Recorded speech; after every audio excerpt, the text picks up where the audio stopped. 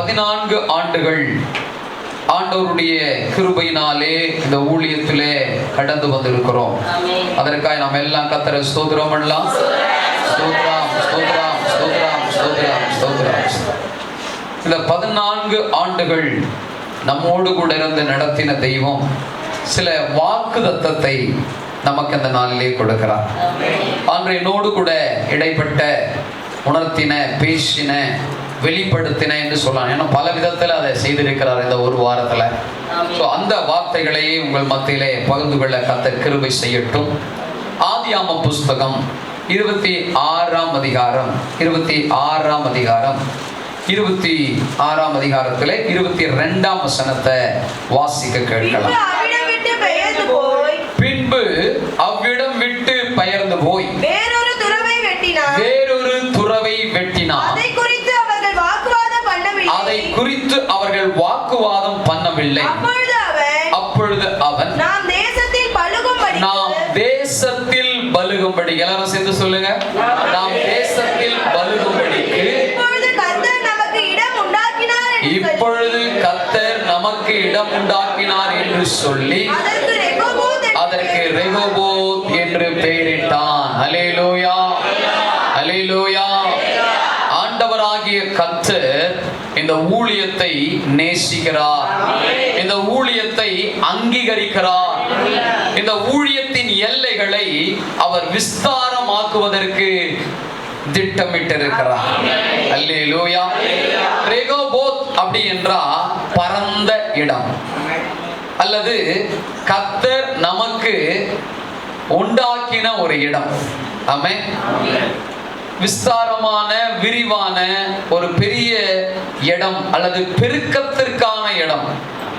அல்லேலூயா. அப்போ அது விஸ்தாரமா என்ன பண்ணது? ஆண்டவர் கொடுக்க அவர் விருப்பப்படுகிறார். அல்லேலூயா. நம்ம வேதத்துல பார்க்கிறோம், ஒருத்தன் ஐஸ்வர்யவான் தன்னுடைய விளைச்சலை பார்க்கிறான். விளைச்சலை பார்க்கும் போது அது பயங்கரமா நல்லா விளைஞ்சி வந்திருக்குது. தஞ்சாவூர் மாவட்டத்தில் கூட போன வாரத்தில் செய்தியில் சொல்கிறாங்க, நல்ல விளைச்சல் வந்திருக்குது. அல்லேலூயா. இப்போ நல்ல அரிசியெல்லாம் கிடைக்கும். ரேட்டு தான் எப்படி இருக்குன்னு தெரியல, ஆனால் நல்ல விளைச்சல். அப்போ பாருங்க, இந்த வேதத்தில் சொல்லப்பட்ட அந்த மனுஷன் இந்த விளைச்சலை பார்த்த உடனே நிறைய வந்துருச்சு, அதை பாதுகாத்து வைக்கிறதுக்கான இடம் சின்னதா இருக்குது, அதை இடிச்சு நான் என்ன செய்வேன்? பெருசா கட்ட போறேன். ஏன்னா அவ்வளவு விளைச்சல் வந்திருக்கிறது. அதேதான் ஆண்டவர் சொல்றாரு, இந்த திருச்சபைக்கான இடம் போதாததாய் இருக்க போகிறது, அதை விஸ்தாரமாக்க போகிறார். அல்லேலூயா. ஸ்தோத்திரம். ரைட்லயும் நமக்கு இடம் இல்லை, லெஃப்ட்லயும் இடம் இல்லை. அல்லேலூயா. ஆனா அவர் எங்கேயோ குறிச்சு வச்சுக்கிறார். அல்லேலூயா. பின்னாடி கொஞ்சம் இடம் இருக்குன்னு நினைக்கிறேன். ஆமென். எந்த இடம் கர்த்தருக்கு சித்தமானது, அவர் நேத்து இல்லை, இன்னைக்கு இல்லை, எப்பவோ உண்டாக்கிட்டார். அல்லேலூயா. ஆகையினால இந்த திருச்சபை பறந்து விரிந்து வளர போகிறது. திரளான ஆத்துமாக்களை கர்த்தர் சேர்க்க போகிறார். அப்போ அதற்கான இடம் பெரிதாக மாற வேண்டும். அல்லேலூயா. அப்போ ஆண்டவர் இந்த இடத்துல பார்க்கிறோம், இந்த இடத்துக்கு வர்றதுக்கு, இந்த சூழ்நிலைக்கு வர்றதுக்கு ஈசாக்கு கொஞ்ச நாள் ஆனது. போராட்டங்கள் வந்தது, வாக்குவாதங்கள் வந்தது, எதிர்ப்புகள் வந்தது, வேதனைகள் வந்தது. இப்படிப்பட்ட எல்லா சூழ்நிலையும் வந்தாலும் கூட அவன் பொறுமையோடு காத்திருந்தான். இப்ப ஆண்டு வார்த்தை வந்துருச்சு, ஆண்டு எனக்கு இடம் உண்டாக்கிட்டார். அல்லேலூயா. இவ்வளவு நாளாய் உங்கள் குடும்பத்திலே நெருக்கங்களை நீங்கள் சந்தித்திருக்கலாம். இந்த சபை சோத்திரம் ஒரு சிறிய இடமா இருக்கலாம், உங்களுடைய வருமானங்கள் சிறியதா இருக்கலாம். நீங்கள் எப்படிப்பட்ட நெருக்கத்தில் இருந்தாலும் இந்த ஈசாக்கை போல நீங்க தேவனை தொடர்ந்து வருவீர்களானால் உங்களுக்கும் கர்த்தர் இடத்தை உண்டாக்குவார். அல்லேலூயா. உங்கள் எல்லைகளையும் விரிவாக்குவார். சொல்லுவாங்க சில பேர் கிராமத்துல, ஏதோ கண்ணு கேட்டின தூரம் இருக்கு பார்த்தீங்களா, அதெல்லாம் நம்மளது தான், நம்மளதுன்னு சும்மா சொல்லுவாங்க, அவங்களது தான் அது. அல்லேலூயா. பிரைஸ் எல்லாம். அப்ப பாருங்க, ஆண்டவர் ஒரு பெரிய எல்லையை நமக்காக நிர்ணயம் பண்ணுகிறார். சோ ஆகவே இந்த வருஷத்துல இந்த திருச்சபை புதிய ஆண்டுக்குள்ளாய் போக போகிறது.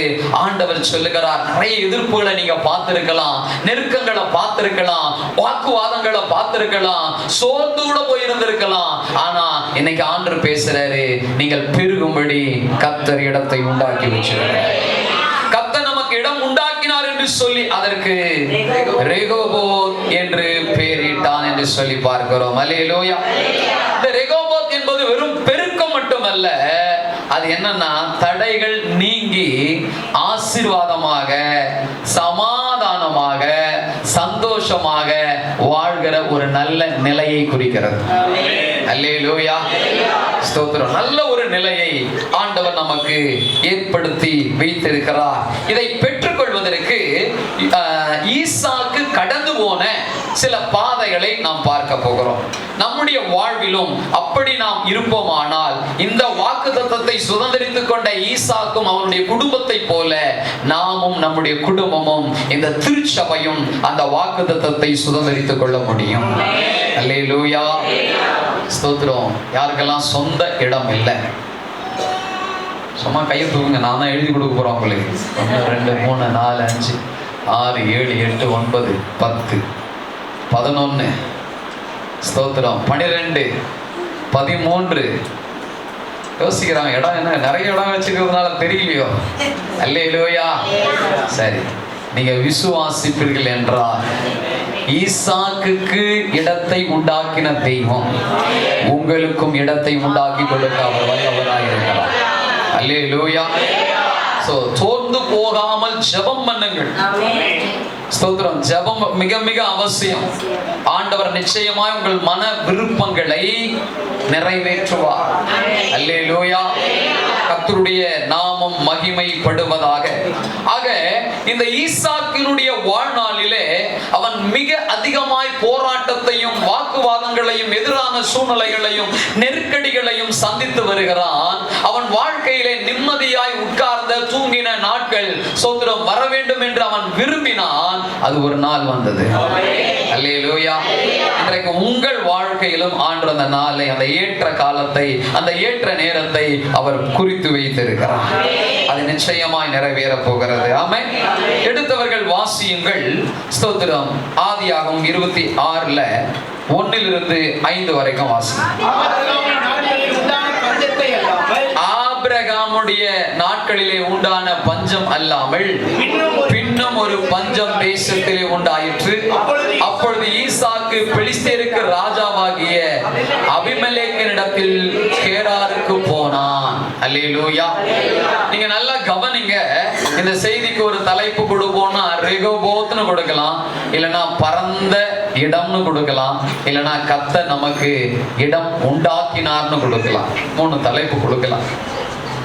ரெகோபோத், பரந்த இடம், கர்த்தர் நமக்கு இடம் உண்டாக்கி. தேவ நாமம் மகிமைப்படட்டும். இங்கே கவனிக்கிறோம், பஞ்ச காலம் வந்து விட்டது. இந்த பஞ்ச காலத்துல ஸ்தோத்திரம் ஈசாக்கு எங்க போறானா, அபிமெலேக்கு என்கின்ற பெலிஸ்திய ராஜாவினுடைய இடத்திலே அவன் போகிறான். அந்த தேசத்துக்கு உட்பட்ட கேரார் அப்படின்ற ஒரு இடத்துக்கு போறார். வாசிப்போம். கர்த்தர் அவனுக்கு தரிசனமாகி நீ எகிப்துக்கு போகாம நான் உனக்கு சொல்லுகிற தேசத்துல குடியிரு. ஃபர்ஸ்ட் பார்க்கிறோம், பஞ்சம் வந்து விட்டது. இரண்டாவது, இந்த ஈசாக்கினுடைய மனநிலைமை எப்படி இருக்குதுன்னா, இங்க பஞ்சம் இருக்கிறதுனால எகிப்துக்கு போனா அங்க நைல் நதின்னு ஒரு நதி இருக்குது. அது வற்றாத நதி. அங்க நல்ல ஒரு விளைச்சல் கிடைக்கும். இல்லைன்னா அங்க நாகரிகமான அல்லது ஒரு வளர்ச்சி பெற்ற ஒரு பட்டணம், ஒரு தேசம். சோ அந்த தேசத்துக்கு போனா நம்ம பிழைச்சிடலாம் அப்படின்னு நினைச்சு அவன் மனசுல ஒருவேளை அந்த காரியங்கள் ஓடிக்கொண்டிருக்கலாம். அப்ப ஆண்டவர் சொல்றாரு, நீ தெளிவா சொல்றாரு, எங்க போகாத, எகிப்துக்கு போகாத. பஞ்சம் வந்த பொழுது நகோமி பெத்லகேமை விட்டுட்டு எங்க போனா,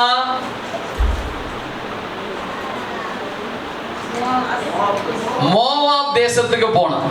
பெத்லகேம் என்பது ரொம்ப சந்தோஷமா, பெத்லகேம் என்பது அப்பத்தின் வீடு, அது ஆண்டவருடைய வீடு. அது ஆண்டவர் வாசம் பண்ணுகிற தேசம். அங்கே ஏற்பட்ட நெருக்கடிகள் இன்னும் வரல, நெருக்கடி வர்ற மாதிரி இருக்குது. அவன் என்ன செய்யறா, தன்னுடைய கணவரையும் தன்னுடைய 2 ஆண் பிள்ளைகளையும் கூட்டிக்கிட்டு மோவாப் தேசத்துக்கு நிறைவுள்ளவளா, அவளே சொல்றா, நான் நிறைவுள்ளவளாய் போனேன். அப்போ அவளுக்கு என்ன வரல, இந்த பெத்லகேம்ல பஞ்சம் வரல. ஆனா ஒரு பயம், பஞ்சம் வந்துடுமோ, குடும்பம் அவ்வளவுதான், என்னமோ ஆயிடுமோ, வீட்டை விட்டுட்டா, நிலத்தை விட்டுட்டா, எல்லாத்தையும் விட்டுட்டு சோ அந்த தேசத்துக்கு போயிட்டா. போனதோடு நிறுத்தல, அந்த தேசத்து பெண்களை தன்னுடைய பிள்ளைகளுக்கு திருமணம் முடிக்கிறார். பாருங்க, ஒவ்வொன்றாய் தேவ காரியத்தை மீறி அவள் செயல்படுகிறார். நெருக்கங்கள் வரும் பொழுதுதான் நாம் கர்த்தரை அதிகமாய் பிடித்துக் கொள்ள வேண்டும், அதிகமாய் சார்ந்து கொள்ள வேண்டும். ஆனால் இவளுடைய வாழ்க்கையில பார்க்கிறோம், அந்த தேசத்துக்கு போனா என்னாச்சு உங்களுக்கு தெரியும் ரிசல்ட். கணவனை இழந்தா, 2 பிள்ளைகளை ஒருத்தருக்கு பின்னாடி ஒருத்தர் இழந்தா, ஒரே வீட்டுல 3 விதவை. அதுக்கப்புறம் யார் திரும்பி வந்தாங்கன்னு தெரியும். ஸ்தோத்திரம். யாராவது திரும்பி வந்தது? நகோமியும் ரூத் என்கின்ற மருமகளும் 2 பேர் திரும்பி வராங்க, 2 பெண்கள் திரும்பி வர்றாங்க. ஆனா பெத்லகேமுக்கு வந்த பின்னாடி அவங்க வாழ்க்கை எப்படி மாறிச்சு? அல்லேலூயா, அல்லேலூயா. எந்த நெருக்கடி வந்தாலும் ஆண்டவருக்குள்ளா நீ இருந்தனா உன் நெருக்கடிகளை கர்த்தர் மாற்றுவார்.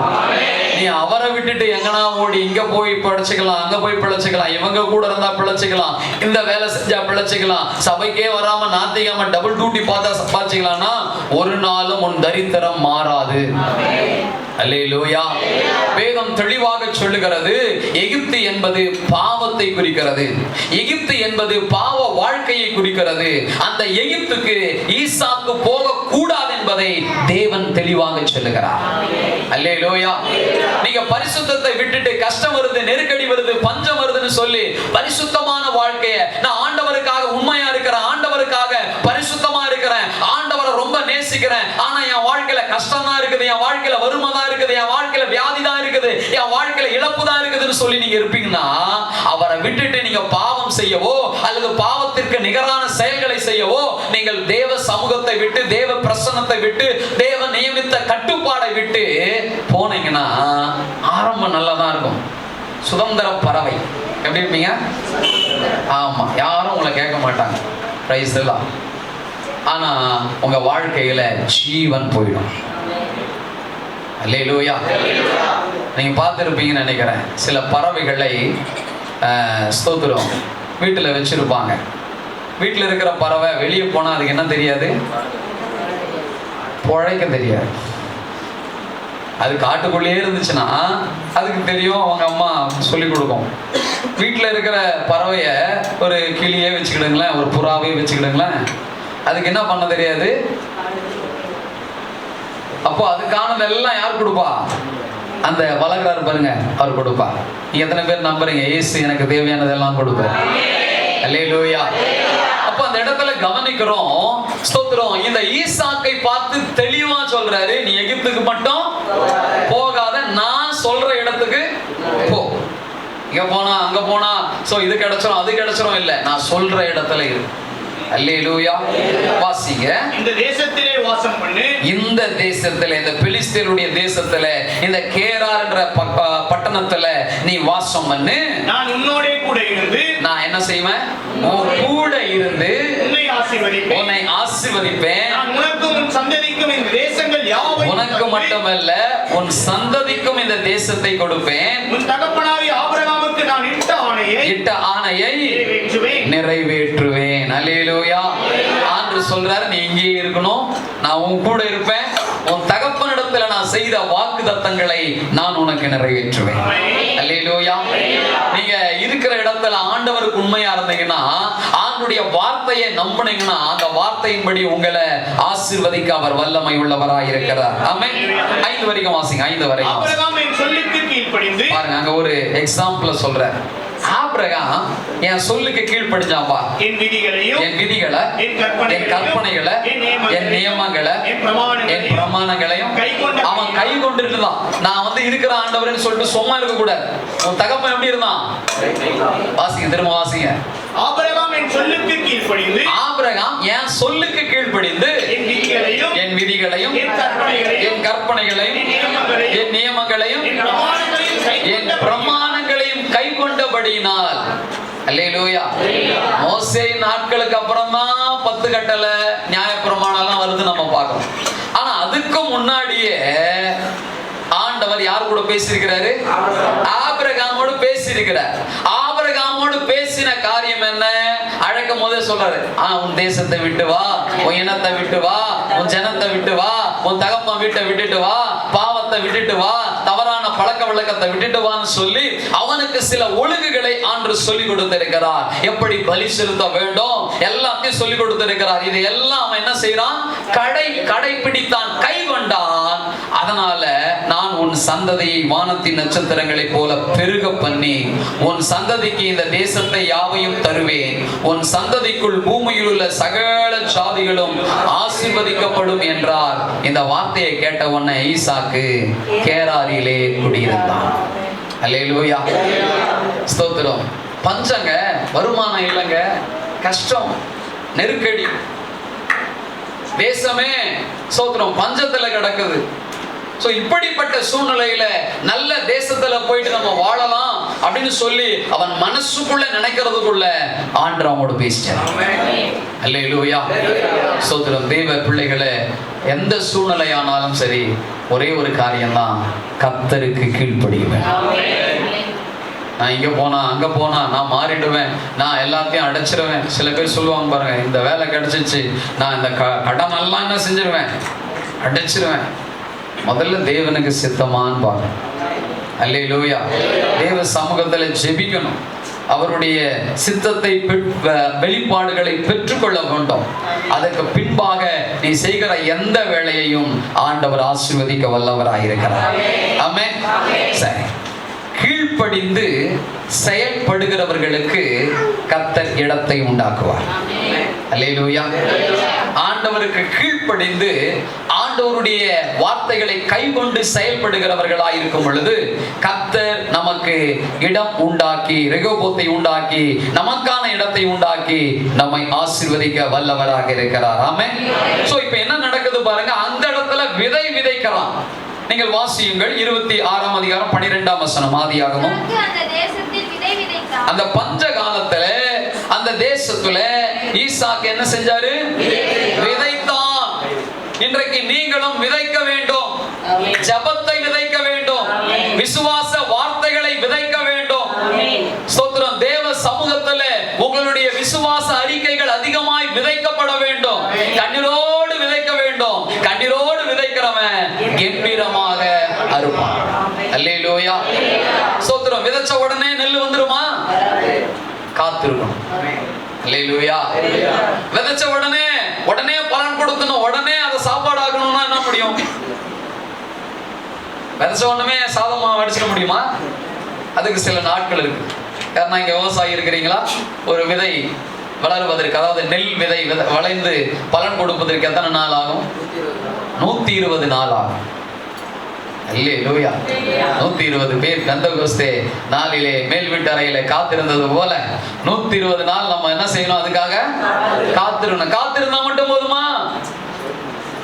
அதற்கான வேலைகளை செய்ய வேண்டும். விதைக்கணும். விதைக்கிறதுக்கு முன்னாடி ஒண்ணு செய்யணும். என்ன செய்யணும்?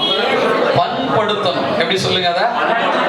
இப்ப நிறைய வசனம் உங்க உள்ளத்துல வருது, ஆனா உங்க உள்ளம் பண்படாம, அந்த வசனத்தை ஏற்றுக்கொண்டு வளராம, உங்க இருதயம் கரடு முரடா, உங்க இருதயம் பாவம் நிறைந்ததா, உங்க இருதயம் அவிசுவாசம் நிறைந்ததா, உங்க இருதயம் உலகத்தின் மேல் நாட்டம் உள்ளதா, உங்க இருதயம் உலக மயக்கத்திலும் ஐஸ்வர்யத்தின் மேலும் நாட்டம் உள்ளதா இருந்தா அது பலன் கொடுக்காது. உங்க இருதயம் எப்படி இருக்கணும்? பண்படுத்தப்பட்டு இருக்கணும். அந்த வசனத்தை உள்வாங்கணும். அந்த வசனம் வளரத்தக்கதாக உங்கள் இருதயத்திலே அந்த வசனத்தை நினைவு கூற வேண்டும். அந்த வசனம் என்ன செய்யுமா? வளரும். அது 30, 60, 100 பலன் கொடுக்கும். எடுத்த உடனே 100 கேட்டுக்கூடாது. அல்லேலூயா. ஆண்டவர் கொஞ்சம் அப்படிதான் நம்மளை ஆசீர்வதிப்பார். அதெல்லாம் விசுவாசத்தோடு நம்ம அறிக்கை செஞ்சுக்கிட்டே இருக்கணும். ஆமென். சோ இங்க ஈசாக்கை குறித்து பார்க்கிறோம். அவன் பஞ்ச காலத்துல யாரும் விதைக்காத நாட்கள். நான் கிராமத்துல இருக்கிறதுனால எனக்கு இது தெரியும். எங்க கிராமத்துல 2 போகம் சொல்லுவாங்க. ஒரு சில இடங்கள்ல 3 போகம் கூட விதைப்பார்கள். அதாவது என்னன்னா, ஒரு முறை விதையை போட்டுட்டு அதை அறுவடை செஞ்சு எடுத்துட்டு திரும்ப விதை போட்டுட்டு திரும்ப அறுவடை செஞ்சு எடுப்பாங்க. 3வது முறையும் போடுற ஆளுங்க இருக்கிறாங்க. இது எப்படி போடுவாங்கன்னா, ஏரி, எங்க பகுதியெல்லாம் ஏரி தான், கிணறு கிடையாது. ஏரியில இருக்கிற தண்ணியை பொறுத்து தான் அந்த பயிர் வைக்கலாமா வேணாவான்னு தோணும். ஏரியில 2 கல் இருக்கும், நீங்க பார்த்துருப்பீங்க சில ஊர்ல எல்லாம், பார்த்துருக்கீங்களா? அந்த கல் எதுக்குன்னா, ஏரியில இருக்கிற தண்ணியினுடைய அளவு, இந்த கல் அளவு இருக்கும் போது விதைச்சா நம்முடைய வயல்களுக்கு வேண்டிய பாசனம் கிடைக்கும், தண்ணி கிடைக்கும். இதுக்கு கீழே குறைஞ்சிருந்தாக்க நம்ம விதைக்க கூடாது, நம்ம என்ன பண்ணுவோம், வறட்சியில மாட்டிடுவோம் அப்படின்னு சொல்லி ஒரு அடையாளம். இன்னைக்கும் நிறைய ஏரிகளில அது இருக்கிறதை பார்க்க முடியுது. எங்க ஊர் ஏரியில ஒரு ஏரியில இருக்குது. சோ அப்ப பாருங்க, அந்த தண்ணீரை பார்த்துதான். அப்போ எல்லாம் வறட்சியா இருக்கும் போது எல்லாரும் பயிர் வச்சிருப்பாங்களா இல்லையா? அந்த ஊர்ல யாருமே வச்சிருக்க மாட்டாங்க. இப்ப யார் வைக்கிறா?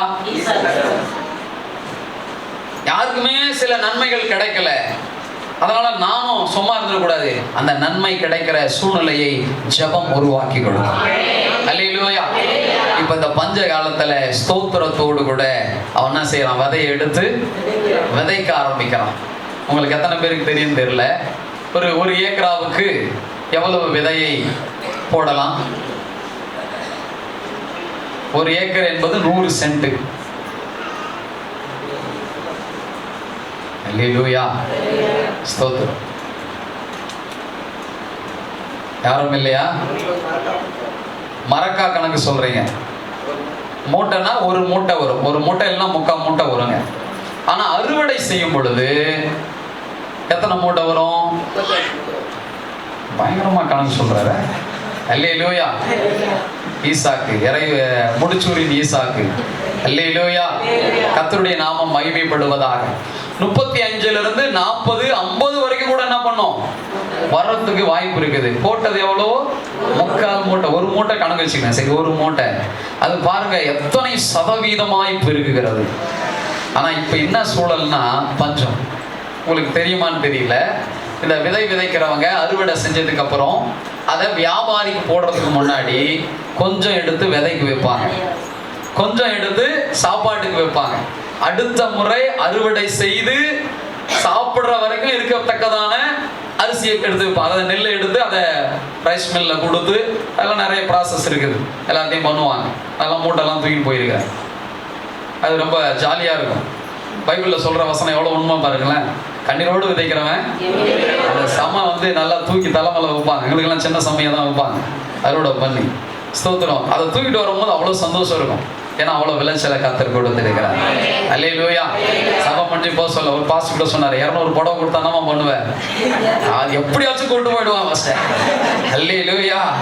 அப்ப பாருங்க, அந்த ஒரு நிறைவு வர சொல்ல, ஒரு நமக்கு லாபம் வர சொல்ல அவ்வளவு சந்தோஷமா இருக்கும். வெயிட் எல்லாம் அப்ப தெரியவே தெரியாது, கஷ்டம்லாம் தெரியவே தெரியாது.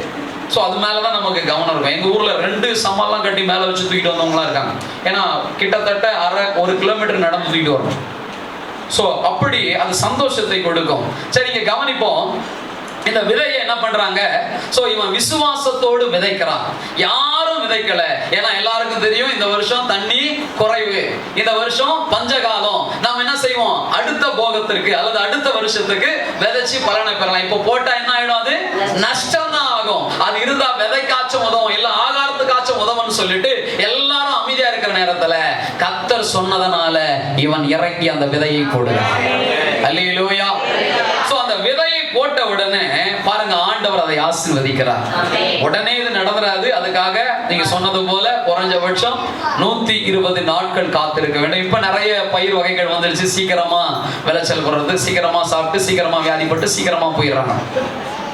ஏன்னா நிறைய பேருக்கு காத்து இருக்கிறதுக்கு பின்னா இல்ல. ஆமா, 3 மணி நேரம் சபையில காத்து இருக்கிறதுக்கு நிறைய பேருக்கு. ஆனா 3 மணி நேரத்துக்கு காத்து இருந்தனா அதுக்கான ஆசீர்வாதத்தை கற்றுக்கொள்ளும். அல்லேலூயா. அதுதான் சொல்லுது வேதம், காத்திருந்து புது பலனை அடையும். அல்லேலூயா.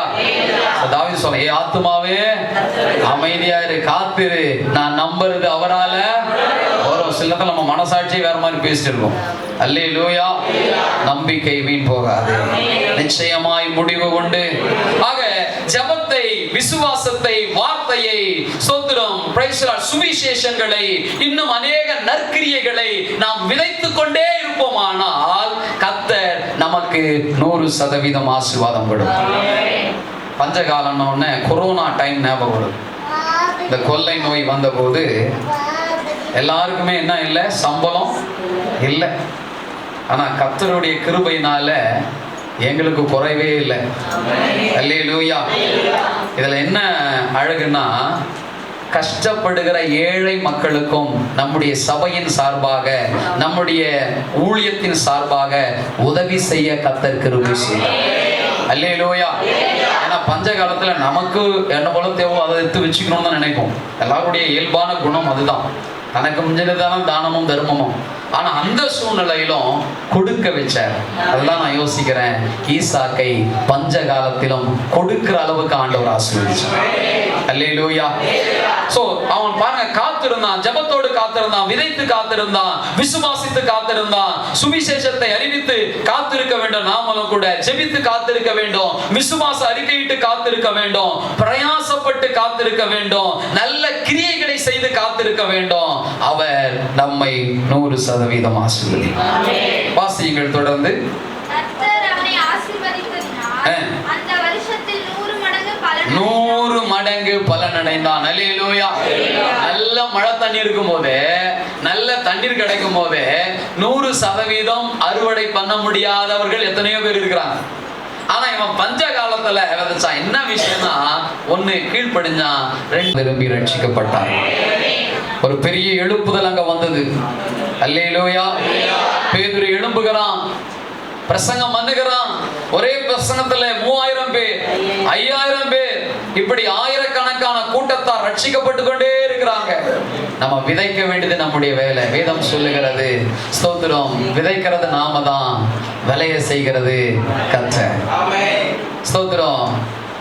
நான் நட்டேன், அப்போலோ நீர் பாய்ச்சினான், விளைய செஞ்சதோ கர்த்தர். அல்லேலூயா. நம்ம விதைச்சுக்கிட்டே இருக்கணும். கர்த்தர் ஒரு பெரிய அறுவடையை, ஒரு பெரிய ஆசீர்வாதத்தை, ஒரு பெரிய உயர்வை நம்முடைய வாழ்க்கையிலே கொடுப்பாராக. சோ அடுத்தது பாருங்க, அவன் கடினமாக உழைக்கிறான். ஆண்டவர் வாக்குத்தத்தம் கொடுத்துட்டாரு, ஆண்டவர் என் கூட இருக்கிறான்னு சொல்லிட்டு அவன் என்ன பண்ணல? சும்மா இல்லை. அப்படி சொன்னா உங்களுக்கு புரியாது. சோம்பேறியா இல்லை. என்னவா இல்ல? அல்லேலூயா. சோம்பேறியை கர்த்தர் ஆசீர்வதிக்க முடியாது. சோம்பேறியினுடைய வயலை நான் பார்த்தேன். அது எப்படி இருந்தது? முள்ளு காடா இருக்கிறது. சோம்பேறி என்ன பண்ண மாட்டான்? களை எடுக்க மாட்டான். சோம்பேறி என்ன பண்ண மாட்டான்? உரம் போட மாட்டான். சோம்பேறி என்ன பண்ண மாட்டான்? அதை சுற்றிலுமாய் பாதுகாப்பு அமைக்க மாட்டான். ஆடுகளோ மாடுகளோ மிருக ஜீவன்கள் வந்து அதை நாசப்படுத்திடும். சோ அப்புறம் அறுவடை நாளுக்கு மட்டும் போய் நின்று அறுவடைக்கு நின்னாக்கா என்ன கிடைக்கும்? முள்ளு தான் கிடைக்கும். அல்லேலூயா. சோ இங்க இருக்கிற ஒவ்வொருவருக்கும் சொல்றேன், தேவ பிள்ளைகள் உண்மையாய் உழைக்கணும், கடினமாய் உழைக்கணும். எடுத்தவன் வாசிங்க, கொலோசியரின் புஸ்தகம் 3ஆம் அதிகாரம் 22 இருந்து 25 வரைக்கும் வாசிக்கலாம். கொலோசியர் 3ஆம் அதிகாரம்.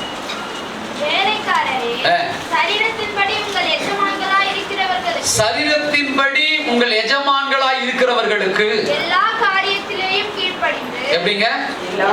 ஒரு வேலையில நாம் இருக்கிறோம்னா அந்த எஜமானனுக்கு நம்ம எல்லா விதத்திலும் என்ன பண்ணணும்? கீழ்ப்படியணும். வேலைக்கு வந்துட்டு நான் இதை தான் செய்வேன் அப்படின்னு சொல்லக்கூடாது. அல்லேலூயா. சோ என்ன பண்ணணும்? கீழ்ப்படியணும். நீங்க கீழ்ப்படியதுதான் தேவனுடைய சித்தம். கடினமான உழைப்பு தான். நான் பாஸ்டர் தான். பாஸ்டர்னா மைக்கு பிடிச்ச மட்டும் பிரசங்கம் பண்ணக்கூடாது. எல்லாத்துக்கும் ஆயத்தமா இருக்கணும். நீங்க வராத நாட்கள், நீங்க வந்துடுறீங்கன்னு வச்சுக்கிடுங்க, யாரும் வராத நாட்கள்ல சர்ச்சை பெருக்கணும்னா நான் தேடி இருக்கக்கூடாது. ஆள என்ன பண்ணணும்? நானே இறங்கி பெருக்கணும், பாய போடணும். எல்லாம் போட்டதுனால தான் சொல்றேன். அல்லேலூயா. ஞாயிற்றுக்கிழமையில நம்ம எல்லோரும் வந்துடுறோம். ஆனா மற்ற நாட்கள்ல சீக்கிரமா எத்தனை பேர் வராங்க? அப்போ அதுக்கு முன்னாடி ஒழுங்கு யார் செய்யறது? அரேஞ்ச்மெண்ட் யார் பண்றது? அப்போ கவனிங்க, சில நேரங்கள்ல நான் பாஸ்டர் இதெல்லாம் செய்யக்கூடாது இல்லை.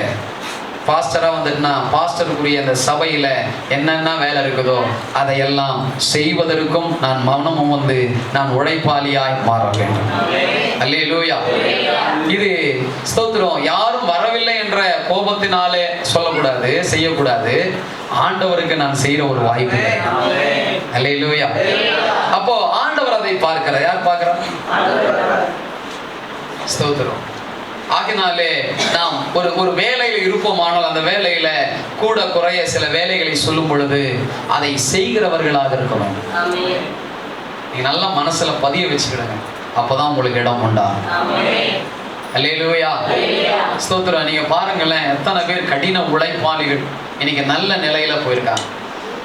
ஆரம்ப நாட்கள்ல எனக்கு தெரிஞ்ச ஒரு கேரளாக்காரரு எங்க வீட்டுக்கு எதிர்த்து வீட்டுக்கு வந்தார். அவரு டீ போடுற வேலை தான் செஞ்சார், ஏன்னா கம்பெனிக்கு கொடுப்பார். பாருங்க, கொஞ்ச நாள்ல ஊர்ல பெரிய இடம் வாங்கிட்டார். அல்லேலூயா. அவர் வாழ்ந்து நான் அல்லேலூயா சொல்லணும், சொல்லுனா உங்களுக்கு கிடைக்கும். ஆமென். அப்பதான் சொல்லுவீங்க. கொஞ்ச நாள் கழிச்சு பாக்குறோம், வீடு கட்டிட்டோம், வீடு கொடுத்துன்னு போறோம் அப்படியே எங்களுக்கு சொல்றாரு. அல்லேலூயா. அப்புறம் பார்த்தா ஒரு டீ கடை வேற போட்டாரு. பாருங்க, டீ கடைக்காரன் எத்தனை மணிக்கு எழுந்துக்கிறான்? கடினமா உழைக்கிறானா? நான் கிளாஸ் எல்லாம் எச்ச கிளாஸ் எல்லாம் கழுவ மாட்டேன், அதுக்கு ஒரு ஆள் வைக்கிறேன்னு சொல்றானா? உழைக்கணும், தியாகம் பண்ணணும். ஸோ ஒரு டீ கடைக்காரங்களுக்கு அப்படி உழைக்கிறாங்க, அப்படி நல்லா வந்துடுறாங்க. நம்ம நிறைய பேர் பார்த்துருப்போம். கடின உழைப்பாளிகள் எப்பவுமே கீழே இருக்கிறதில்ல, நல்ல நிலைக்கு வந்துடுவாங்க. அல்லேலூயா, அல்லேலூயா. சில இடத்துல வேலையாட்கள் இருப்பாங்க, வேலையாட்கள் இருப்பாங்க. இப்போ ஆட்கள் அதிகமா வந்துட்டாங்கன்னா ஓனரா இருந்தாலும் இறங்கி வேலை செய்வாங்க. பார்த்துருக்கீங்களா? ஏன்னா அவங்க எல்லாம் அந்த இடத்துல இருந்து வந்திருப்பாங்க. ஆமென், ஸ்தோத்திரம். ஆகினாலே கர்த்தருடைய வார்த்தை வருகிறது, நீங்கள் ஒவ்வொருவரும் உங்கள் வேலையை, நீங்க என்ன வேலை செஞ்சாலும் சரிதான். யாரும் ஆடு மேய்க்கிறவங்க இங்க இல்லைன்னு நினைக்கிறேன். வேதத்துல ஆடு மேய்க்கிறதுல கூட யாக்கோபு உண்மையா இருந்தான். அல்லேலூயா. ஆண்டவர் அவங்க ஓனரை விட, அவங்க மாமனாரை விட அவனை ஆசீர்வதிச்சிட்டார். அல்லேலூயா. கவனிக்கிறீங்களா? அல்லேலூயா. உங்க வேலையில நீங்க கடினமாக, நீங்க உண்மையாகவும் உழைக்கணும், கடினமாகவும் உழைக்கணும். ஸோ அதே நேரத்துல உற்சாகமாயும் உழைக்கணும். ஸ்தோத்திரம். ஐயோ இவ்வளோ வேலையா, டயர்டா இருக்குது. டயர்டா இருக்குதான், சரீரம் எப்பவுமே பலவீனம் உள்ளதுதான். ஆனா நம்ம இறங்கணும், கர்த்தர் அதற்கான பலனை தருவார். அல்லேலூயா. கர்த்தருடைய நாமம் மகிமைப்படுவதாக.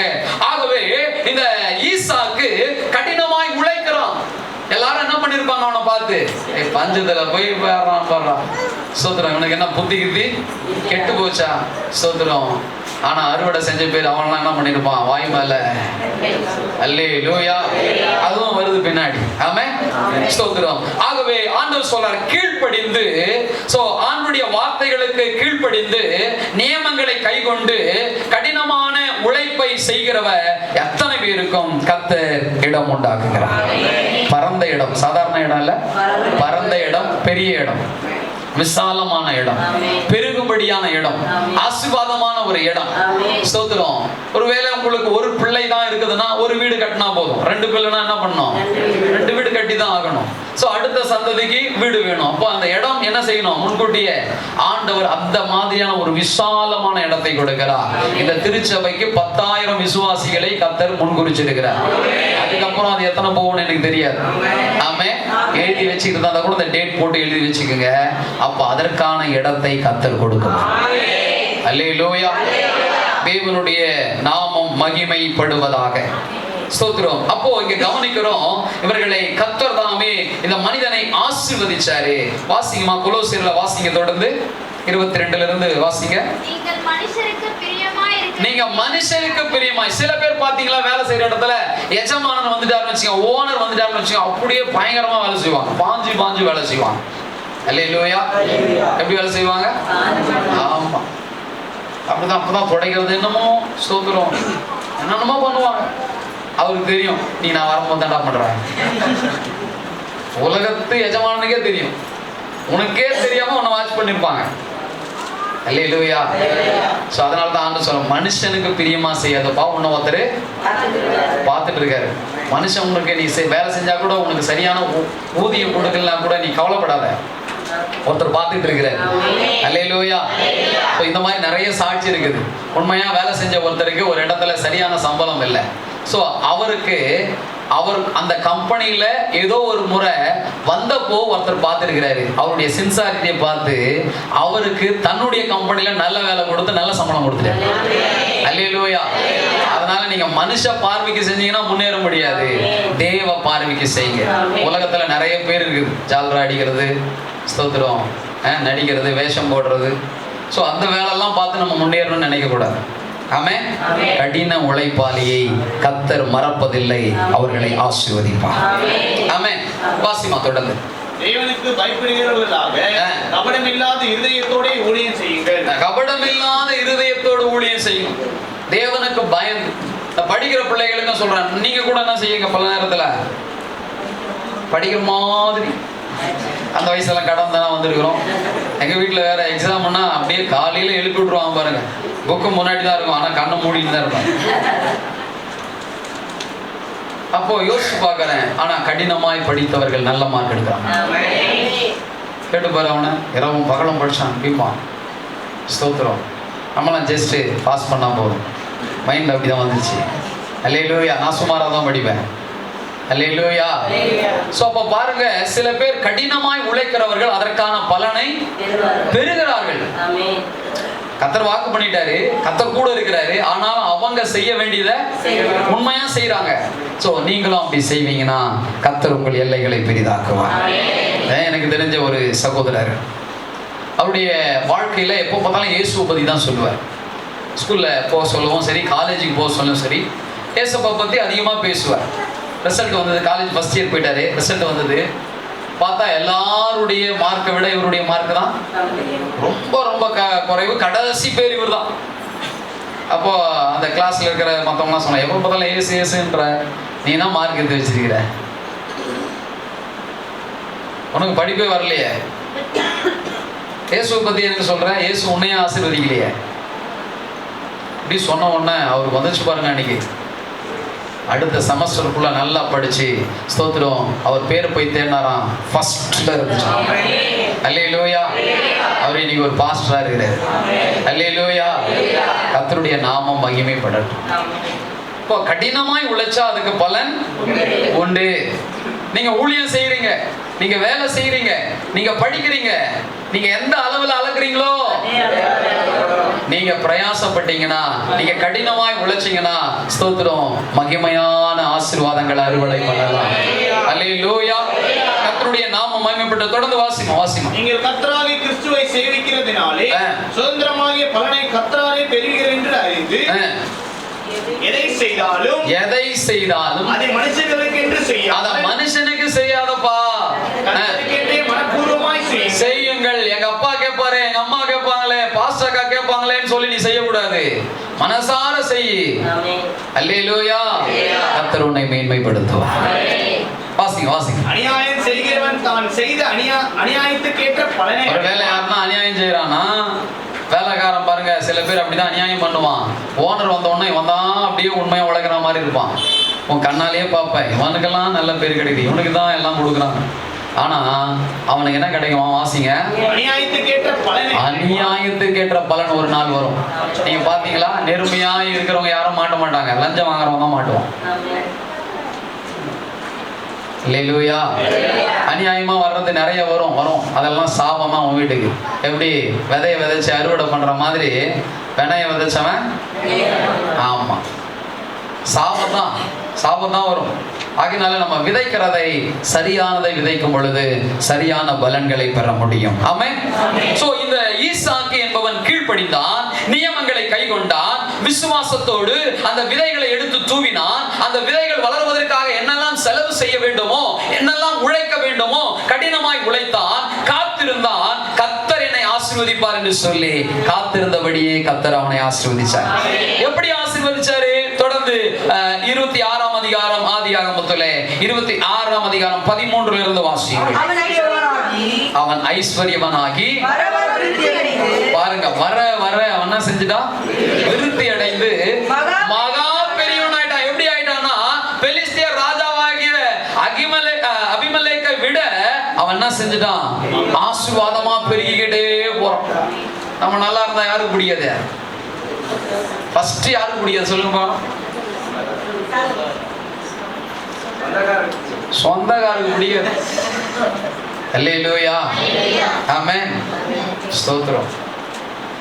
எதிரிக்கு பிடிக்கவே பிடிக்காது. அல்லேலூயா.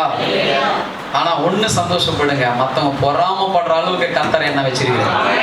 அல்லேலூயா. நான் பொறாமப்படக்கூடாது, என்ன பார்த்து மத்தவங்க பொறாமப்படுற அளவுக்கு கர்த்தர் என்ன உயர்த்திட்டா இருப்பா. அதுக்காக கர்த்தரை ஸ்தோத்திரிக்கணும். இப்பதான் சரியான ஜெபத்தை செய்யணும். வன்கண்ணின் ஆவிகளை இயேசுவின் நாமத்தினாலே கடிந்து கொள்ளணும். அல்லேலூயா. ஆமா, சில பேர் வன்கண் வச்சாலும் அன்னைக்கு வைத்தால போயிடணும். ஸ்தோத்திரம். அதனால என்ன செய்யணும், வன்கண்களுக்கு எதிர்த்து செபிக்கணும். சொந்த சகோதரன் மேல வந்ததையே யோசேப்பின் சகோதரர்களால பொறுத்துட முடியல. அல்லேலூயா.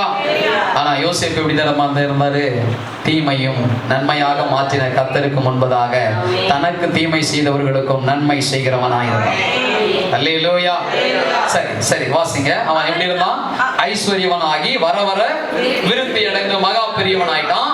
அவனுக்கு ஆட்டு மந்தையும் மாட்டு மந்தையும் அநேக வேலைக்காரங்களும் இருந்தபடியினாலே பெலிஸ்தர் அவன் பேரில் பொறாமை கொண்டு. ஆமா, எங்கிருந்தோ வந்தவன். நான் இப்ப இருக்கிற ஊரும் எங்க ஊர் கிடையாது. அதனால நாங்க எங்களை பாக்குறவங்க சில நேரத்துல அப்படி சொல்றது உண்டு. அந்த வார்த்தை சில நேரத்துல வலியும், சில நேரத்துல சந்தோஷமா இருக்கும். அல்லேலூயா. எங்க இருந்து வந்தான்னா, உன்னை திருடியா நாங்க பெரிய ஆளானோம், கர்த்தர் ஆசீர்வதிச்சிருக்கிறேன். அல்லேலூயா. கடினமா உழைக்கிறோம், ஆசீர்வதிச்சிருக்கிறார். ஆமென். நீனும் உழைச்சா உன்னையும் ஆசீர்வதிப்ப. அல்லேலூயா.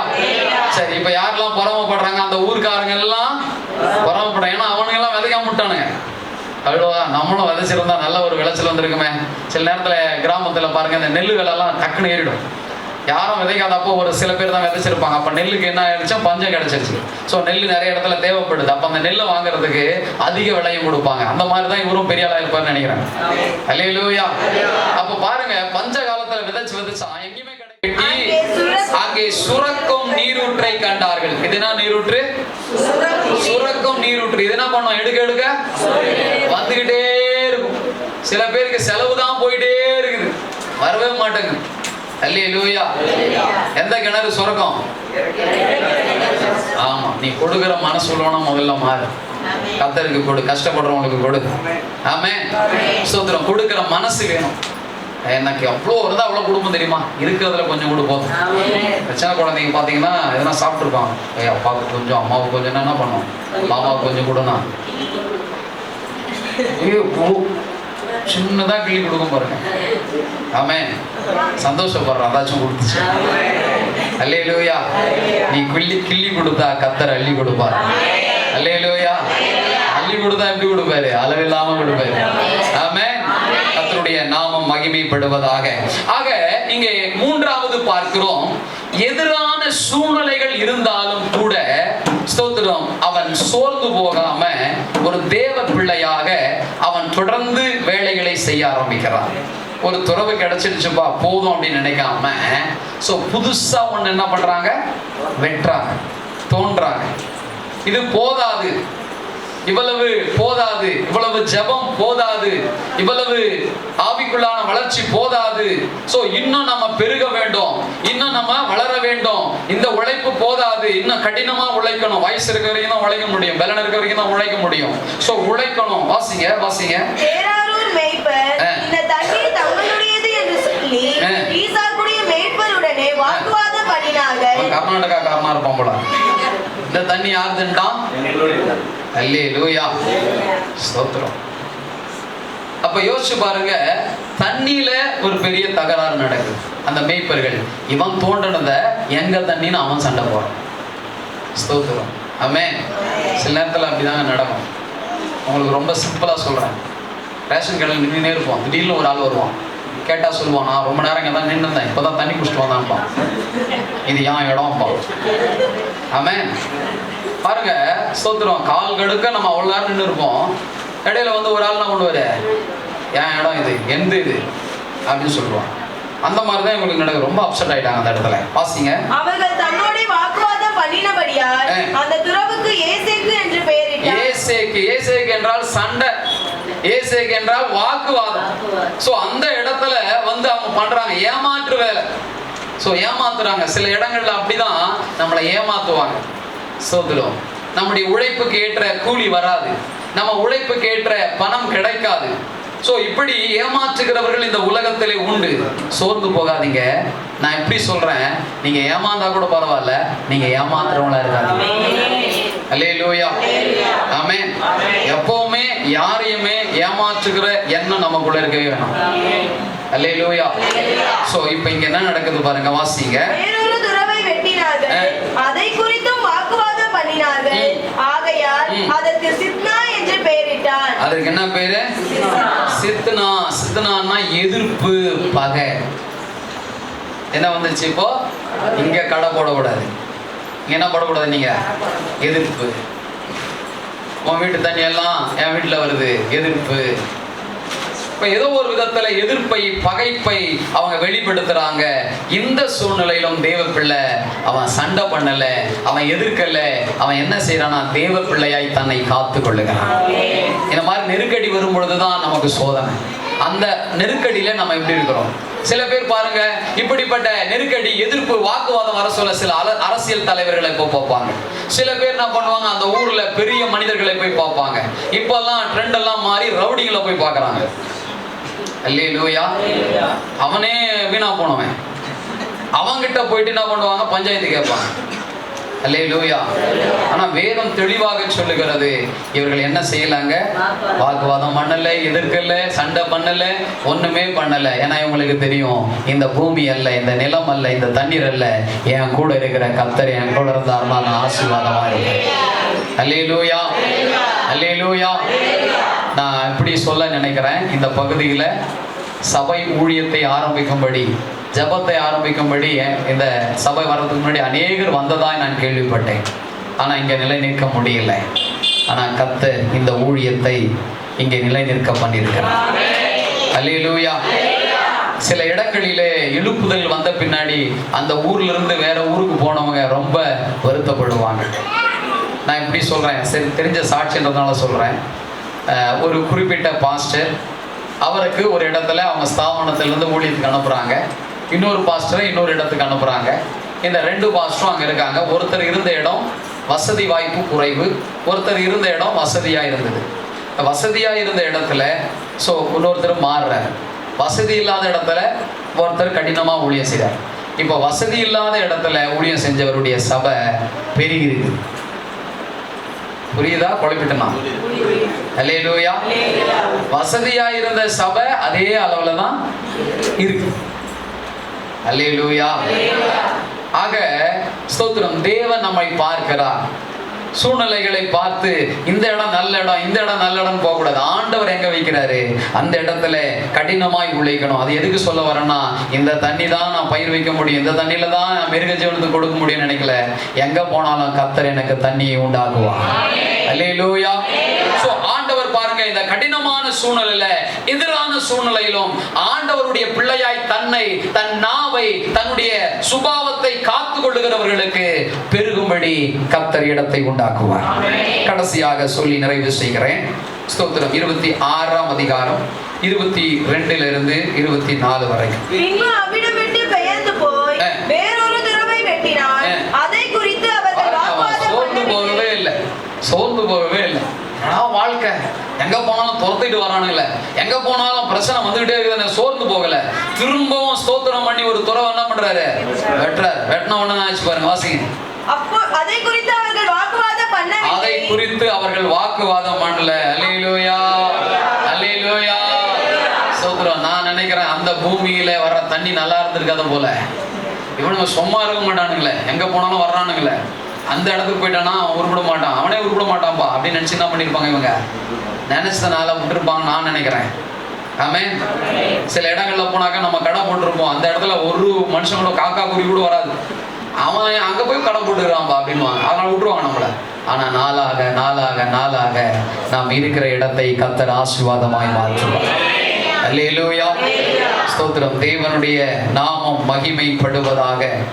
ஆகவே இவனுடைய வாழ்க்கையில தொடர்ச்சியாக அவன் செய்ய வேண்டியதை செய்து கொண்டே இருக்கிறான். சோர்ந்து போகல, அதுதான் முக்கியம். என்ன பண்ணல? சோர்ந்து போகாம கர்த்தரை நம்புறவங்களுக்கு, சோர்ந்து போகாம விசுவாசிக்கிறவங்களுக்கு, சோர்ந்து போகாம உழைக்கிறவங்களுக்கு கர்த்தர் நிறைவான பலனை கொடுக்க வல்லவராய் இருக்கிறார். அல்லேலூயா.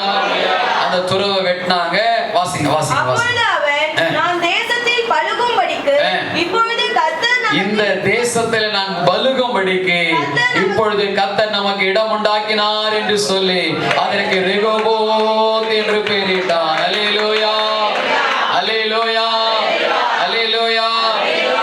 கடைக்கு எதனா வீட்டுக்கு பேர் வைக்கணும்னா ரெகோபோத்னு வைங்க, கர்த்தர் பெருக செய்வார். ஆமென். கர்த்தருடைய நாமம் மகிமைப்படும். சோர்ந்து போகாத. எத்தனை இன்டர்வியூ அட்டெண்ட் பண்றது, எத்தனை இடத்துல ஏறி இறங்குறது, எத்தனை பேரை போய் பார்க்கறது. சோ என்ன செஞ்சாலும் நான் சறுக்கிக்கிட்டே இருக்கிறேனே, சோர்ந்து போகாத. ஈசாக்கு விசுவாசத்தோடு செயல்பட்டான். அவன் கூட இருந்த கர்த்தர் அவனை மேன்மேலும் ஆசீர்வதித்தார். அல்லேலூயா ஆமென். உனக்கு வேலை வேணுமா? நிம்மதியான வேலை வேணுமா? அல்லேலூயா. உனக்கு பிசினஸ் வேணுமா? நல்ல பிசினஸ் வேணுமா? ஆமென். அல்லேலூயா. ஆனா அதனால காத்திருக்கணும்.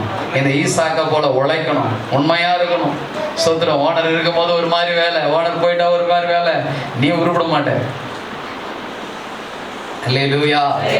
கர்த்தருடைய நாமம் மகிமைப்படட்டும். ஸ்தோத்திரம். இங்க எழுதப்பட்டிருக்கிறது, வாக்குத்தத்தம் நிறைவேறினது.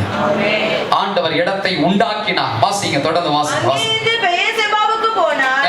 அன்று ராத்திரியிலே கர்த்தர் அவனுக்கு தரிசனமாகி, நான் உன் தகப்பனாகிய ஆபிரகாமுடைய தேவன். எனக்கு என்ன கேள்வினா, இவ்வளவு நாள் இவர் எங்க போனாரு? ஆரம்பிச்சு வச்சாரு, அதுக்கப்புறம் நடுவுல பேசவே இல்லை. அல்லேலூயா. சில நேரத்துல ஆண்டவர் அமைதியா இருப்பார். நம்ம என்ன பண்றோம்னு பார்க்கணும். நம்ம கூட சில பேர் வருவாங்க பாருங்க, நம்மளை எதனா கேட்கறோம்னா கேட்கலையா, அமைதியா இருப்பான். அது மாதிரி ஆண்டவர் என்ன பண்றாரு? அமைதியா இருக்காரு. ஆண்டவருடைய மகிமைக்காக அவன் வாழ ஆரம்பிச்சான். சோ இப்ப ஆண்டவர் பாருங்க, இப்ப பேசுறாரு. என்ன பேசுறாரு? நான் உன் தகப்பனாகிய ஆபிரகாமுடைய தேவன், பயப்படாதே, நான் உன்னோடு கூட இருந்து என் ஊழியக்காரனாகிய ஆபிரகாமுடைய நிமித்தம் உன்னை ஆசீர்வதித்து உன் சந்ததியை பெருக பண்ணுவேன் என்றார். அல்லேலூயா. அப்பாவுக்கு கிடைத்த அந்த ஆசீர்வாதத்தை பிள்ளையும் காத்து கொண்டான். அல்லேலூயா. ஸ்தோத்திரம். அப்பாவுக்கு இருக்கிற நல்ல பேர் இன்னைக்கு நிறைய பிள்ளைகளுக்கு சொல்ல மாட்டேங்கிறீங்களா? இல்ல, பிள்ளைனாலே தொல்லைங்கிறீங்களா? ஸ்தோத்திரம். ஆண்டவர் பாருங்க, அதை காத்து கொள்வதற்கு ஈசாக்குக்கு கிருபை செய்தார். அல்லேலூயா. வாசிங்க வாசிங்க வாசிங்க. அங்கே அவன் ஒரு பலிபீடத்தை கட்டி, ஒரு பலிபீடத்தை கட்டுறான். இடத்தை உண்டாக்கிட்டாரு. நன்றி உள்ளவனாம இருக்கிறான். நான் இங்க சொல்றேன், கர்த்தரால் ஆசீர்வதிக்கப்பட்ட நன்மை பெற்ற நீங்களும் நானும் ஜீவன் உள்ள மட்டும் நாம் நன்றி உள்ளவங்களா இருக்கணும். நம்முடைய அடுத்த தலைமுறையையும் கிறிஸ்துவுக்கு நன்றி உள்ளவர்களாய் வளர்க்க வேண்டும். அல்லேலூயா. வாசிங்க வாசிங்க வாசிங்க. கர்த்தருடைய நாமத்தை தொழுது கொண்டு அங்கே தன் கூடாரத்தை போட்டான். அவ்விடத்தில் ஈசாக்கின் வேலைக்காரர் ஒரு துறவை வெட்டினார்கள். ஒரு துறவை பாருங்க, இப்போ இன்னொரு துறவு வேற வெட்டுறான். வேலைக்காரங்க போய் வெட்டுறாங்க பாருங்க. எஜமானன்ல உன் கூட இருக்கிறவன் செய்யறதையும் கர்த்தர் வாய்க்க பண்றாரு. அல்லேலூயா. ஸ்தோத்திரம். நம்ம மட்டும் அல்ல ஆசீர்வாதமா, நம்ம கூட இருக்கணும், ஆசீர்வாதமா இருக்கணும் நம்ம நினைக்கணும். ஆமென். வரலையா? அல்லேலூயா. ஸ்தோத்திரம் ஸ்தோத்திரம். நல்ல எண்ணங்கள் தான் நல்ல சூழ்நிலையை கொடுக்கும். ஆமென். சில வீட்டெல்லாம் பார்த்து பொறாமப்படாத, உனக்கும் கர்த்தர் வீட்டை கொடுப்பார். இந்த சகோதரனுக்கு இந்த வீட்டை கொடுத்ததுக்காக நான் சந்தோஷப்படுறேன்னு சொல்லுங்க, உங்களுக்கும் ஒரு வீட்டை கொடுப்பார். பொறாமப்பட்டதான் கிடைக்காது. அல்லேலூயா. வாசிங்க வாசிங்க. அபிமெலேக்கும் அவன் சிநேகிதனாகிய அகுசாத்தும் அவன் சேனாதிபதியாகிய பிகோலும் கேராரிலிருந்து அவ்விடத்துக்கு வந்தார்கள். இவ்வளவு நாளா விட்டுட்டானுங்க. இப்ப என்ன பண்றானுங்க? ராஜா வராரு, சேனாதிபதி வராரு, அந்த ராஜாவுடைய நண்பர் வராரு. 3 பேரும் முக்கியஸ்தர்கள், முக்கியமான ஆளுங்க வராங்க. யாரை சந்திக்கிறதுக்கு? ஈசாக்க. மிரட்ட போறாங்களா, உருட்ட போறாங்களா, பிடிக்க போறாங்களா, பிடுங்க போறாங்களான்னு தெரியாது. வராங்க. வந்த உடனே வாசிங்க. அப்பொழுது ஈசாக்கு அவர்களை நோக்கி, ஏன் என்னிடத்தில் வந்தீர்கள்? நீங்கள் என்னை பகைத்து என்னை உங்களிடத்தில் இவ்வளவு நாள் பேசாத ஈசாக்கு இப்ப பேசுற. ஏன்னா இப்ப கொஞ்ச நேரத்துக்கு முன்னாடி தான் யார் பேசுறது? கர்த்தர் நான் கூட இருக்கிறேன். அல்லேலூயா. அப்ப கூட நியாயமா தான் பேசுற, அராஜகமா பேசல, பம்பா பேசல. என்ன பேசுறாரு பாருங்க, வாசிங்க. அதற்கு அவர்கள், நிச்சயமாய் கர்த்தர் உம்மோடு கூட இருக்கிறார் என்று கண்டோம். நிச்சயமாய் கர்த்தர் கூட இருக்கிறாரு. அல்லேலூயா அல்லேலூயா. நம்மளை உங்களை எதிர்த்தவங்க எல்லாம், உங்களை விலகி போன்னு சொன்னவங்க எல்லாம் இப்படி உங்ககிட்ட வந்து சொல்ற மாதிரி உங்க வாழ்க்கை மாறும். அல்லேலூயா. ஆமா, யோசேப்பை வெறுத்தவங்களுக்கு யோசேப்பே உதவி செய்கிற நிலையை கர்த்தர் கொடுத்தார். அந்த நிலைமை வரும்போது சொல்லி காட்டக்கூடாது, நம்ம உதவி செய்யணும். அவங்க மனசுல ஆண்டவர் 1000 முறை சொல்லி காட்டுவார். புரியுதா புரியலையா? புரிஞ்சவங்க ஒரு ஆமேன்னு சொல்லுங்க, புரியாதவங்க ஒரு அல்லேலூயா சொல்லுங்க. அந்த அல்லேலூயா கூட புரியல. சரி சரி சரி, வாசி. ஆகையால் எங்களுக்கும் உமக்கும் ஒரு ஆணை ஏற்பாடு உண்டாக வேண்டும் என்று இப்ப வந்து அக்ரிமெண்ட் போட வர்றான். எனக்கும் உங்களுக்கும் ஒரு ஆணை உண்டாகணும் என்று நாங்கள் நிர்ணயம் பண்ணினோம். நாங்கள் உம்மை தொடாமல் நன்மையே உமக்கு செய்து உம்மை சமாதானத்தோடு அனுப்பிவிட்டது போல நீரும் எங்களுக்கு தீங்கு செய்யாதபடிக்கு உம்மோட உடன்படிக்கை பண்ணிக்கொள்ள வந்தோம். யார் சொல்றது? அந்த நாட்டு ராஜா சொல்ற, நாங்க உங்களுக்கு தீமை செய்யல, நீயும் எனக்கு என்ன பண்ணக்கூடாது. அப்பனா உள்ள என்ன இருக்குது இவருக்கு? பயம். அல்லேலூயா. ஸ்தோத்திரம். கர்த்தர் இடம் உண்டாக்கினார். யாருக்கான இடம்? ஈசாக்குக்கான இடம். அது மேன்மைக்கான இடம், உயர்வுக்கான இடம், ஆசீர்வாதத்துக்கான இடம். ஸ்தோத்திரம். இப்படி ஆண்டவர் அவனை எல்லா விதத்திலும் உயர்த்தினார். சோ அவனுக்கு பதவி இல்லை, ஆனா அதுக்கும் மேலான உயர்வை கர்த்தர் கொடுத்தார். அல்லேலூயா. ஸ்தோத்திரம். இங்க இருந்து ஆண்டவர் எங்க கொண்டு போவார் தெரியல. ஆமென் சொல்லுங்க. பயப்படாதீங்க, ரொம்ப தூரம் போயிடுவாங்க போல. அவங்க கர்த்தர் கொடுத்தா போய் தான் ஆகணும். ஆமென். இந்த இடத்துலயே பெருசாகமா இன்னும் வெளிப்படலை எனக்கு. ஸ்தோத்திரம். அல்லது வேற ஒரு இடத்துக்கு போகுமான்னு தெரியல. நம்ம இங்க இருக்கிறதுனால இந்த பக்கத்துல நிறைய நன்மை நடந்திருக்குது. இவங்க எல்லாம் நம்மள ஒரு நாள் தேடி வந்து சொல்லுவாங்க, நீங்க கொஞ்சம் இங்க வந்து ஒரு ஜெபமாசம் நடத்திட்டு போங்க. அல்லேலூயா. இந்த ஊருக்கு நாங்க முதல் வர சொல்ல ரோடு கூட இல்லை, சகதி தான். நிச்சயமா சகதி ஆகும். அப்பெல்லாம் நான் ஒயிட் அண்ட் ஒயிட் தான் எல்லா நாளும் போடுவேன். அந்த ஒயிட் பேண்ட் நிச்சயமா இங்க வந்தாங்க சேர் தான் ஆகும். ஸ்தோத்திரம். அப்படி இருந்த ரோடு இன்னைக்கு ஆண்டவர் எல்லாமே கிடைக்க செஞ்சிருக்கிறார். இன்னும் ஒன்னையும் கிடைக்க செய்வார். அது என்னன்னு உங்களுக்கு தெரியும். ஆமென். அல்லேலூயா. நாம் இருக்கிற இடத்துல மற்ற ஜனங்களுக்கு ஆசீர்வாதமா இருக்கும். ஆமென். ஈசாக்கை அப்படிதான் கர்த்தர் மாற்றினார். ராஜாக்களும் முக்கியஸ்தர்களும் வந்து அவனிடத்துல ஒப்பந்தம் பண்ணுகிறார்கள். ஏனென்றால் அவனுக்கான இடத்தை கர்த்தர் உண்டாக்கிட்டார். மேலான இடம், ஆசீர்வாதமான இடம், மகிமையான இடம், உயர்வான இடம். அதே இடத்துல உங்களையும் என்னையும் கொண்டு போய் வைக்க விரும்புகிறார். இந்த ஈசாக்கை போல கீழ்ப்படுகிறவர்களாய், ஈசாக்கை போல செயல்படுகிறவர்களாய், ஈசாக்கை போல தேவ சத்தியத்திற்கு உள்பட்டவர்களாய், ஸ்தோத்திரம், ஈசாக்கை போல எதிரான சூழ்நிலைகளிலும் நம்மை தேவ பிள்ளையாய் காத்து கொள்ளுகிறவர்களாய், ஈசாக்கை போல ஸ்தோத்திரம் சோர்ந்து போகாம, ஈசாக்கை போல சுத்திகரிக்கிறவர்களாய், ஈசாக்கை போல தொடர்ந்து ஜெபிக்கிறவர்களாய், செயல்படுகிறவர்களாய் நாம் இருக்கும் பொழுது நமக்கும் இடம் உண்டாகும். கடைசியா நான் சொன்னதுக்கான தலைப்பு, தொடர்ந்து விசுவாசிக்கணும், தொடர்ந்து கடின உழைப்பு செய்யணும், தொடர்ந்து ஜெபிக்கணும். அந்த தொடர் ஜெபத்திற்கு தொடர்ந்து அவன் வெட்ட ஆரம்பித்தான். அவனை ஆசீர்வதித்தார், இடம் உண்டாக்கினார். நீ தொடர்ந்து தேவனுக்காக முன்னேற முன்னேற முன்னேற உனக்கான இடத்தை கர்த்தர் உண்டாக்கி கொடுக்க வல்லவராக இருக்கிறார். அல்லேலூயா. தாவீதுக்கான இடம் இஸ்ரவேலின் சிங்காசனம், இஸ்ரவேலின் அந்த ராஜ்யத்தை ஆள வேண்டும். ஸ்தோத்திரம். சீயோனிலே ஆள வேண்டும். ஸ்தோத்திரம். எருசலேம் அவனுடைய பட்டணமா மாறணும் இப்படின்னு சொல்லி தேவன் தீர்மானிச்சிட்டாரு. அவன் மேல அபிஷேகத்தை கொடுத்துட்டாரு. எங்கெங்கயோ அனுப்பினான் சவுலு. ஆனா ஒரு நாள் அந்த சிங்காசனம் யாருக்கு தான் காத்துன்னு இருந்துச்சு? அதே தான் கர்த்தர் உனக்கு இடம் உண்டாக்கி இருக்கிறார். அல்லேலூயா. அப்படியே எல்லாரும் முழங்கால் படிட்டு அல்லது எழுந்து நின்று தேவ சமூகத்தில்